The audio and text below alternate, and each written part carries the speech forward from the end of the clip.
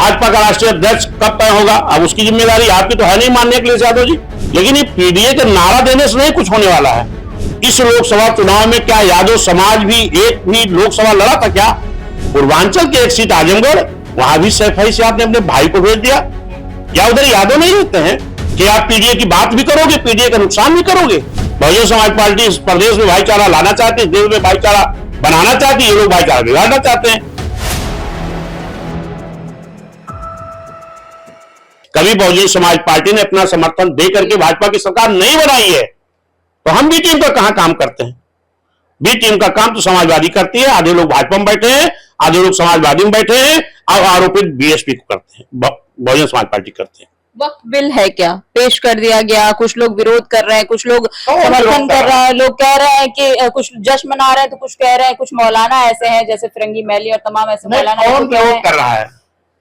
कुछ विरोध करने वालों नाम भी बताइए तो हम उस पर बताएं आपको जो विरोध कर रहे हैं। लखनऊ में ऐसे मौलाना है शिया वक्फ बोर्ड। सदन में कौन विरोध कर पाएगा? सदन में तो पक्ष विपक्ष होता है, तो उसकी बात करो। मौलाना सदन में जो एमपी है वो तो करेंगे, लेकिन जो विपक्ष के लोग थे ये कहां विरोध किए? आपको मालूम होगा कि माननीय अखिलेश यादव जी जो विपक्ष के नेता हैं, 40 मिनट में जो 40 मिनट के उनका भाषण हुआ है बिल पर, उसमें 9 मिनट ही बिल की बात इन्होंने किया है। ये तो पता नहीं क्या क्या उस जो बात कर रहे थे कि भाजपा का राष्ट्रीय अध्यक्ष कब तय होगा, अब उसकी जिम्मेदारी आपकी तो है नहीं माननीय अखिलेश यादव जी। उसकी जिम्मेदारी तो भाजपा के राष्ट्रीय अध्यक्ष कब तय करेंगे। अब आप बहस हो रही बिल पर, तो आप उनके अध्यक्ष बनाने की बात कर रहे हो। आप पता नहीं क्या अनाप शनाप बात कर रहे थे। बिल पर कहां चर्चा कर रहे थे विपक्ष के लोग? आप बिल की ठहाका लगा रहे थे, पूरी बात सुन लीजिए, ठहाका लगा रहे थे। ओम बिरला जी जो माननीय अध्यक्ष थे सदन के, उनको खुद इस पे बोलना पड़ा कि माननीय विपक्ष के नेताजी बिल पर ही बात कर लो, इधर उधर की बात बंद करो। ये आपने जाना होगा, सुना होगा।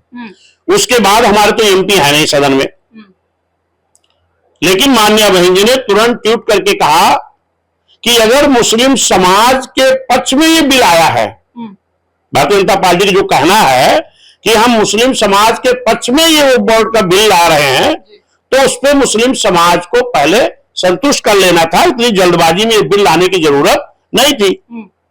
लेकिन अगर आप ले ही आए हो, जिसके हित में बिल ला रहे हो उसको संतुष्ट नहीं कर पा रहे हो और हित की बात कर रहे हो, अगर उनके हित में तो उनको संतुष्ट कर देना चाहिए, कोई क्या टिप्पणी करता। अगर आप संतुष्ट नहीं किए, जल्दबाजी में बिल लाए हो, तो अगर मुस्लिम समाज के खिलाफ कोई इस तरह की घटना या कोई बात अगर होती है बिल के माध्यम से, तो बहुजन समाज पार्टी पूरी तरह मुस्लिम समाज के साथ खड़ी होगी। ये माननीय बहन जी ने ट्वीट में कहा है, आपने भी देखा होगा जी। आखिरी सवाल सर लूंगी मैं आपसे, 27 के चुनाव को लेकर देखिए भारतीय जनता पार्टी का भी बयान है। सीएम योगी ने सदन में कहा कि हम 27 के चुनाव में भी जीत हासिल करेंगे।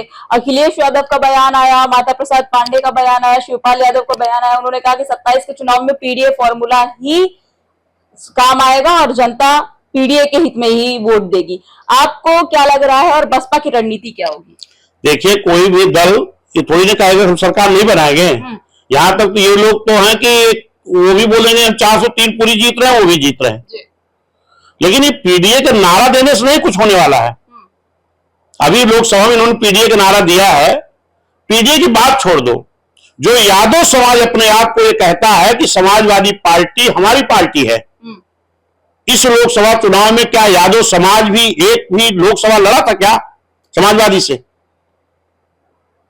लड़ा था? कौन सा पीडीए है? जो यादव अपने आप को समाजवादी पर कुर्बान होता है कि मेरी पार्टी है, वो यादव समाज का भी व्यक्ति समाजवादी से लोकसभा एक भी नहीं लड़ा।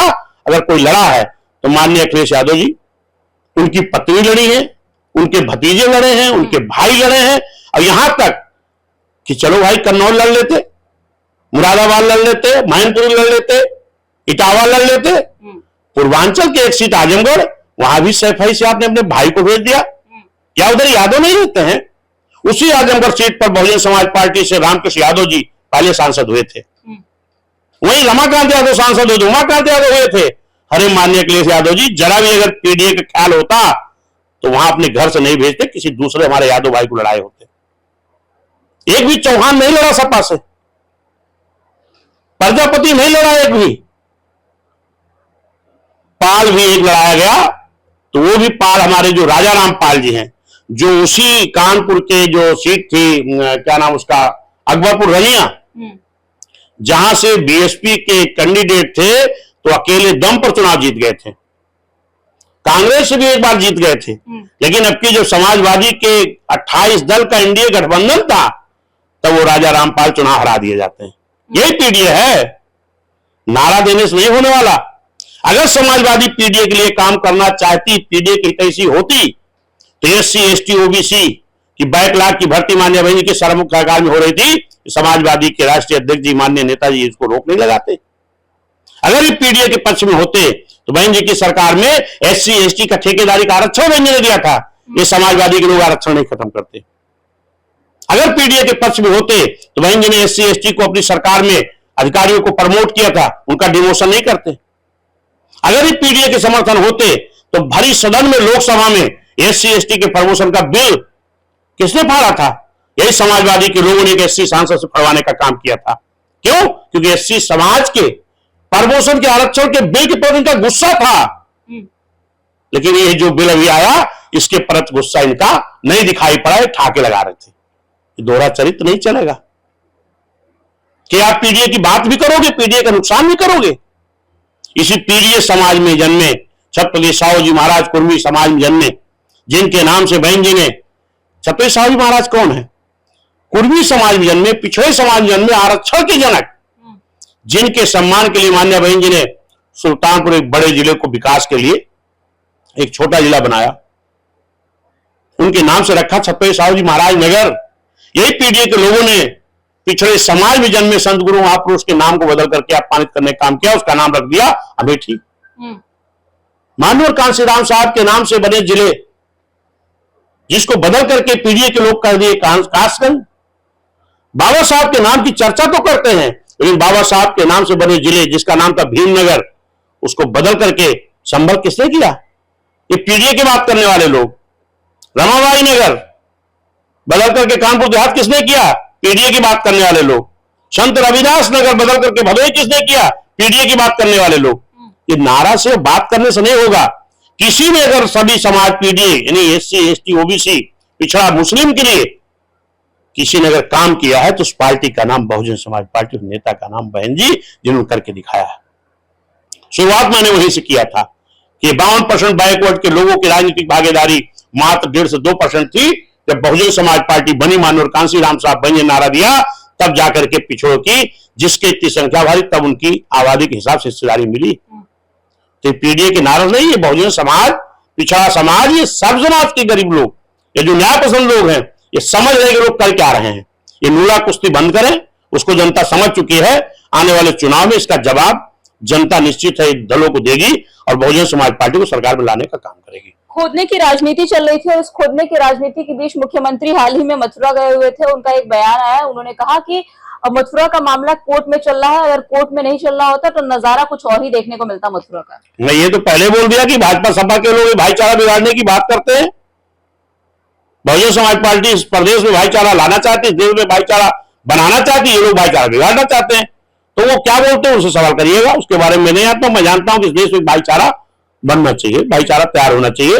और इस देश में मैंने पहले ही बोल दिया कि अगर ये देश बाबा साहब बनाए हुए संविधान से चलता है और संविधान में अगर सभी जाति धर्म समाज के लोग बराबर का अधिकार है, अगर आप ईमानदारी संविधान को लागू करके देश की सरकारों को चला रहे हो, तो संविधान में किसी के हित के अनहित की बात नहीं लिखी है, सबके हित की बात है।